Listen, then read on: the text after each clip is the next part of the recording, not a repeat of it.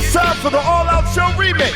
On remix shows, you'll hear memorable guests, crazy topics, game shows, celebrity interviews, and you might even catch a hilarious segment you missed. Keep it here and stay tuned.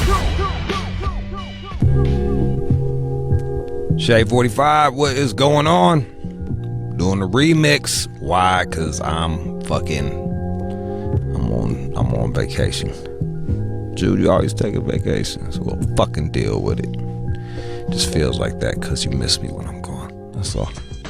That's all. But lucky for you, this is the last day. What do we have for you today? We're gonna do Cedric The Entertainer. I got to sit down with him. We're doing Feel Good Friday. And some old news with John. That's where we just play the fucking news that we did. So I don't want you guys freaking out at anything. Don't go anywhere.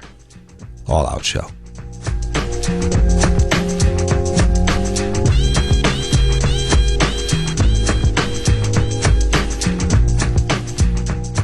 You're listening to the All Out Show with you.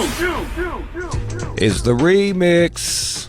Okay, y'all. Here was I really enjoyed this interview right here. I'm a fan of Cedric The Entertainer, and I got to sit down and talk with him for a little bit about comedy, life, shit like that.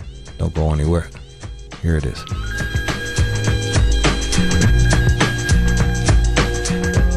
Cedric The Entertainer just stepped in, just walked into the studio. What's up, Sid? Let me get you tightened up. Yeah.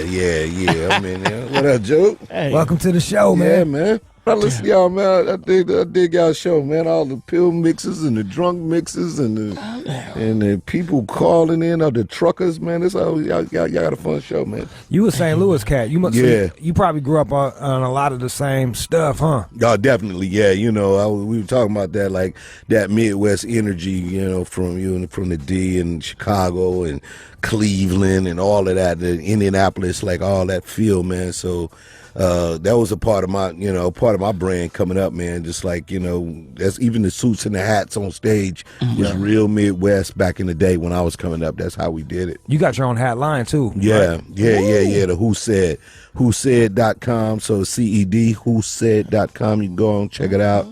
Grab some of them skimmers, them lids. Quick question I want to ask you, man, real quick, my brother. Did you really bang them two bitches in that Chris Rock movie? His wife, I think his kid is listening. His son is right. What's up, nigga? Son is right outside, bro. Hey, man, you know, it's shit crazy. That's how you change the subject. That's how you change the subject when somebody put you in a situation. Shit wild as hell, man. Like, what's good, though? Hey, all right. I'm fine, my brother. Nah, man. No, we just, you know, that was all theatrics, man. But it was fun, man. That character was so fun to do, man. Chris just let me get loose, man. So when he came up and told me what the character was, it was like, look, I said, man, I can do this dude all day. Like, if you've been out on the road as a comic, we all know that promoter that swear he got it popping for you. Don't worry about it. Yeah, that's him. Can you see through them cats pretty good now? Yeah, definitely. Like now, what's the telltale signs? Yeah, now I build it up to where, you know, I only really deal with like 3 or 4 promoters tops. Like, I don't even do new people or nothing like that. But, you know, you can kind of tell when people promise you too much. Dude the other day just came and like said, look, I can get you 500,000 for one day. I said, bro, really? You can give me 500,000? That's what I do. When it come to money, when it come to getting money, trust me. That's all I do. Then he hops in his Ford Tempo and drives away, right? It's like totally waiting on his XL Uber, like my man, like he needed your app to all call him an Uber. Like, come on, bro, you gonna get me 500,000 for one date? Like, where they do that at, man? Like, you gotta be Beyonce them for that kind of money. Nobody give that money out. You still do a lot of touring and stuff like that. Yeah, we out on tour now. We doing we got this big tour called the Comedy Get Down Tour. Me, George Lopez, D.L. Hewley, Eddie Griffin, Charlie Murphy. So, what's that like traveling with comedians, man? It must just be just jokes the whole fucking time, huh? Well, I mean, these guys are veterans, so, we're not sitting around trying to top each other all the time, but it's definitely a good time, man, because one, you got like a guy like Charlie Murphy, like just like the character was on the Chappelle show. He got 100 stories, and when he started telling them stories, man, he be killing us. It's stuff that won't even be on stage ever, but it's just like funny. And then George, a great storyteller. Eddie Griffin, a great storyteller. So, we sit around, man, and most of the times, like, we'll fly in individually, like, to a date, and then we travel together to the in-between date. So, like, we'll fly separately into Charleston, and then we'll all be, like, on a tour bus to go over to Charlotte. So we'll be together having a good time, and that's fun, man. The original Kings of Comedy, you traveled with Bernie Mac. Yeah, man, legend. What was that like, man? Man, Bernie Mac, man, he was one of these guys that, they just did a special on him on TV One the other day. It was dope, but he was just, like, he was a true comedian, man. Like, he loved comedy. He loved to be on that stage, and, he would, like, come in. One of my great stories I was telling him, like, on Kings of Comedy, I was, like, in Oakland, and I would go first. And so I was, like, kind of like the youngest dude on the thing. I would go first, but I would rock, and then it would be an intermission. So then I had like all the celebs come back, like E40 and all the basketball players. They be coming in my room. Bernie came in my room and did a show for them. Like, he just walked in my room and did like 15 minutes of comedy, killing it. Everybody just like, oh, and he just walked out like, yo. But he would do stuff like that all the time, man. Just kind of like, just real cool. But he kept it to himself, man. Like, after the show, Bernie he wasn't no after party dude. Like, he grown man. Like, he'd be back at the hotel. You want to meet him, go to the bar at the hotel. He gonna be sitting there chilling. You seem like you're pretty chill too yourself. Yeah. Is that a key to success? Like, not going too crazy? I think so. I mean, I think that, as a stand-up, you definitely got to be free to be whatever it is that you want to be, but I don't have no reason, I feel like I've been blessed to make it this far and still be doing it at a high level, like to be out in this business and still doing it at a top-notch level. So I don't have no reason to have to prove anything to anybody, like, why I'm so over the top or need me, I need something to be on YouTube or me throwing a bottle at somebody. I ain't necessary. Like, I keep it cool. You seem like one of the few comedians that's funny and not miserable at the same time. Yeah, that's interesting, because that's the thing, because people use the faces, right? Yeah. The comedy, they use the tragedy, and the comedy and tragedy is that. But I've always had a pretty centered kind of personality, man. Even though I grew up in a single parent household,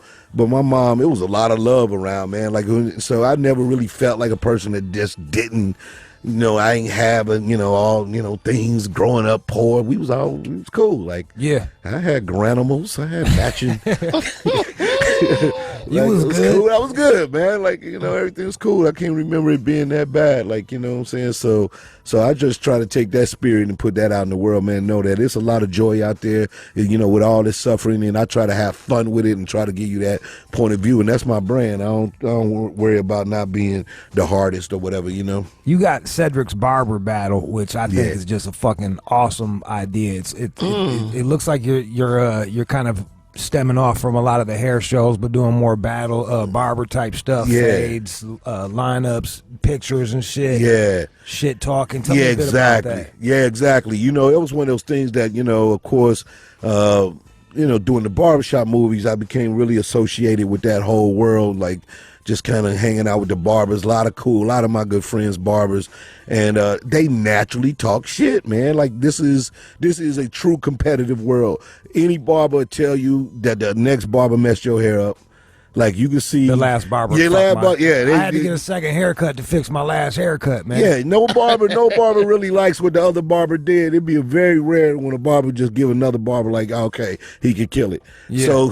So because usually it'd be like, yo, who did your lining? Who did this? So that was really how the show kind of really came about. Is just knowing that was really a competitive world, and we wanted to be able to get it naturally, go into cool shops. Of course, we had to add the production value where you do some other stuff with it. Why you think barbers are so fucking hateful?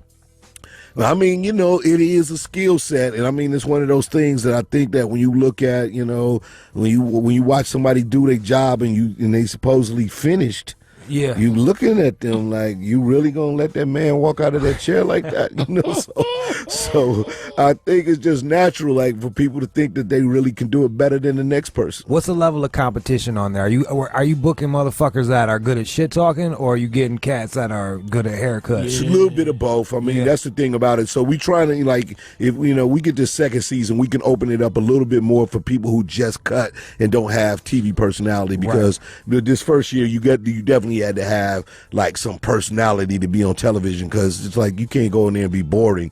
So I think that, but now we can come up with challenges that where people can just see like your skill set. But how many non-black people can cut black hair well? Well, that if they white, it's like a couple of white dudes that was pretty good on the show. Yeah. But usually a lot of like Indian cats, they can cut black hair really good. Latin dudes, of course, because they used to it in New York and stuff like that. Like you can go there. Cut hair. And, but it's a couple of we had this little Asian kid from like Montreal that was a beast. Like this dude was cold with it. Man, was it like Japanese or some shit like that? I don't know what. Them motherfuckers be studying and just they study the culture though. Like you said, because they love the music, they love the clothes. So then the whole haircut game is another part of it. It's such a part of hip hop culture, and that's the other thing we liked about it. It's skewed really young, which was great for my brand. It's like to introduce me to a new group of people by doing this show right here. How long you been doing this for now, Seth? Close to 30. I'm right at I'm right at 30 years. Man. Who'd you come up listening to, watching like my guy, people that inspired me was of course like Eddie Murphy was the man right there, and the Wayans brothers, Damon mainly. Damon was super the man at that time. He had the Bloods and the Crips shit where he had the retarded people. Right, exactly, the late Robin Harris, Bebe Kids, that dude was my man. He the one that inspired me the most, because he was like the comedian that was like the non-superstar that was a superstar. Like he didn't wear the leather stuff like Ed, and he wasn't super shiny, but he was like funny. Like everybody knew like he was like your uncle funny, and that became like something I can identify with. Like, oh, you can do comedy like that, then I can do it. Like, when you come off really familiar, like so many people think they know me already because of my style, so I'll definitely have people stop me and start talking like we've been friends forever. I'll be like, I don't really know you, bro. Like, hey man, what the fuck, man? What Levita doing? Like you Blaze said, no, bro. I don't know you like that, man. I get the same shit, man. People hit me up they want to go. Yeah. Someone just hit me up to go for a walk. I'm like, bro, I don't want to go for a walk with you, man. Like, it's cool. Nice meeting you. Appreciate you. Yeah, but the fact that they listen to you every day, that's the problem. Like, so you in their life and you don't know. Like, I'm not in your, you're not in mine. I'm in yours. So. Said real quick, would you do another Honeymooners? You know what, man? The Honeymooners was one that just came up the other day, because the idea was really dope, and it was weird because it was the concept. I'm saying the movie changed a lot because the studio really wanted to go a different direction. But when we first started doing this movie, it was me and Mike Epps, and we had a dope concept to do the episode when Ralph found the money on the bus. And we was like, if we do the episode where Ralph found the money on the bus, we can make it urban and still not make it a super black thing, but it'll work for the comics that you got in it. And they came up with the dog and all that, and it just kind of changed. But I like that movie a lot, man. People feel like that's a blemish on my career. Some folks be like, I don't know, but I like the movie a lot. I thought it was great. Well, there you go. So the answer is probably not, Sear. Long story short. But Sear, though, is where the money happened, though. It was one of them Jones that they did pulled out the Brinks truck on that joint. Hello. Yo, But yo, to that barbershop shit, I was real annoyed that I didn't even get to come in and read for the white dude shit. I was real fucking. It was so natural too, man. I was real annoyed at that. I was at Jenny Jones at the time, and I'm like, I know I'm gonna get the call, and then the phone never rang. That dude Troy Garrity, man, He was good, tough, man. I wasn't even mad, but I was. He had that other thing though. That's Jane Fonda's son, so he. That's Jane Fonda's son. Oh, doggy, you lost. He had some legendary stuff happening where the studio was like, we need all that press. I don't know. Have you ever heard of Big Ange? I'm Big Ange's son.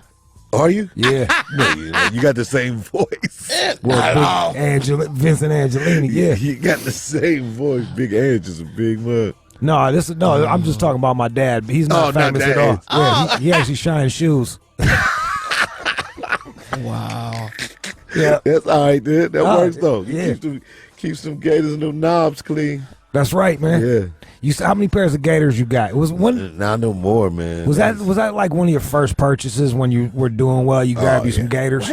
What? You had to, man. I mean, like that was that era though. Like especially like when it started getting hot for us, like in them '90s, the Gator game, man. To go out and get the Maury Gators, Detroit players, man. But and then you come up and you get the color ones. But they was like what was Gators like 1,200? There was a lot. It was like 1,200 a pair. Like you had to be the man. It was just. By the time I got enough money to get some gators, they wasn't even banging like that. I still got. I went and bought them bitches anyway. I still got them motherfuckers. I still wear gators. Yeah, you get a hot pair, man. You gotta rock them though. You know what I'm saying? And the Dobbs hat, bro. I got it. That's you got your own hat line, like. Yeah. Where are they being made at? Yeah, they made it in St. Louis. That's fucking awesome. Yeah, exactly. It's a company, Henschel's. They've been around for years, like back in the 40s, and so we partner with them. They make our hats, and so we just now like starting to, try to get them in some stores. But I like the online. I kept it really small for a minute, because it's just the way that you have to. The bigger stores, they can order a bunch of them and then decide they don't want them, and you got to buy them back. I was like, I'm in the business of moving them and be done with it. So that's why we're doing it. But we've been killing for like 3 years, making our margins, doing great. So now we're trying to start to shape it up and take it to a bigger brand. Bro, I was afraid you're gonna be like, China, when I asked where they was made, man. Right. I was like, please don't say China. No. I mean, now they might make them in China. No, I don't know. I go to St. Louis. They come to St. Louis. Yeah, that's all I know.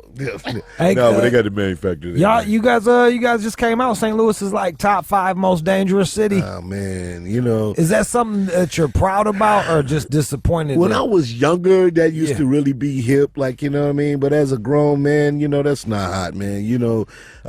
Because one, you got little nephews and cousins running around in there, and the fact is that it is a very violent city. Of course, the whole Mike Brown thing, and then it jumped off again. This Sunday after on the celebration of it, or not the celebration or the recognition of it, and then it got it jumped back off, man. So it's like that violence, man. You need a city where people got like some hope and aspirations, But St. Louis was always the town where the dope boys was king, man. That was just if you didn't play sports and found a way out of there, that city was built on far as the black culture goes.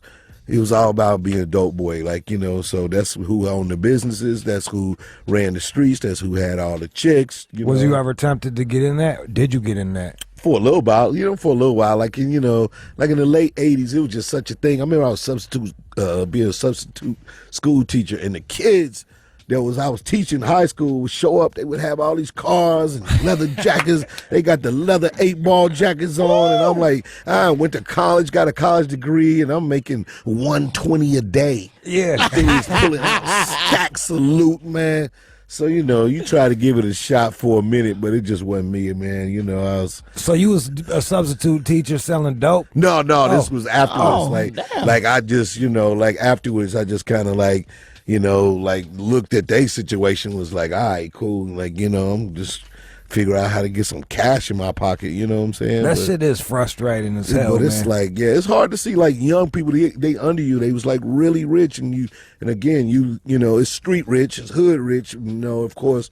But like when you got college loans and you just not understanding the American dream they sell you, you know, like I'm supposed to come out of college and have this big job, nobody hiring. I'm substituting for $120 a day. Like that ain't making a lot of sense to me right now. Like, There's a 15-year-old that can this 15-year-old a brick of he like pulling out. He like buying everybody lunch, including me. Like, man, what you need, Mr. Cedric? What's up? What's up?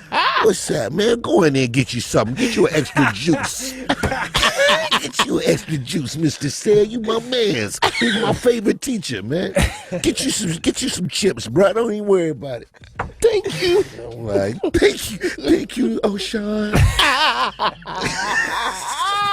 It's embarrassing, is what it is. So it makes you grind harder, though, man. Right, and you got to figure it out, man. But I dipped my little dipped in there for a minute. It wasn't nothing. Well, Cedric, it's really a fucking a pleasure to chat with you, man. Yeah, man. This same here, I was quite surprised when you told me. I was like, yo, man, I listen to y'all all the time. That's crazy. Damn, man. Well, my daughter's gonna be stoked that I got to meet you, man. Big up, man. She was like, "You're not funny." I'm like, "Yeah, well, fucking who is?" She was like, "Cedric the Entertainer." Oh my God! Nice one. Nice one. She's like, "Fuck you."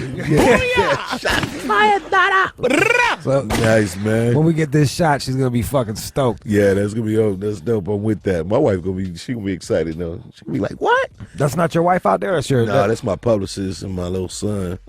My son out there, he on the computer. Is he into comedy as well, or what? Yeah, he's funny, man. He's a really witty dude, man. But he's probably more into he's been building superheroes today on his computer or something. So he kind of he's more in to the tech world. But he's funny though. He's really witty. So wait, he knows how to do computer programs and all that shit. Oh, you say you can hear me? I didn't know it. What up, though? Yeah. We're gonna end with one of your clips where you're talking about the ratchet ass Wheel of Fortune, Cedric the Entertainer. No doubt. See, that's my kind of logic. That makes sense to me. That's why I wasn't mad when Ebonics was out. People was trying to be mad about Ebonics, talking about we don't need our own language. Hey, come on now. Hey, let Ebonics be a language. Then we can start whooping their ass at Scrabble.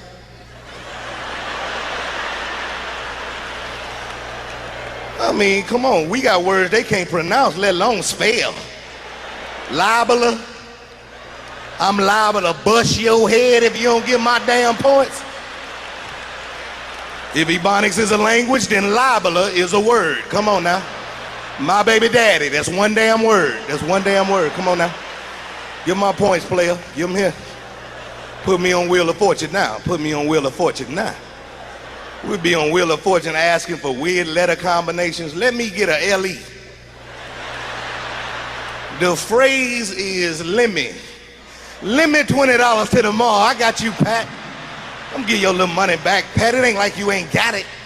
You're listening to the All Out Show with you. Like we do every week, it's Feel Good Friday. Except for this time, the calls are pre-taped. So let's hope that they're fucking awesome. I'm sure we picked out the best calls for you. This is the creme de la creme. Feel Good Friday.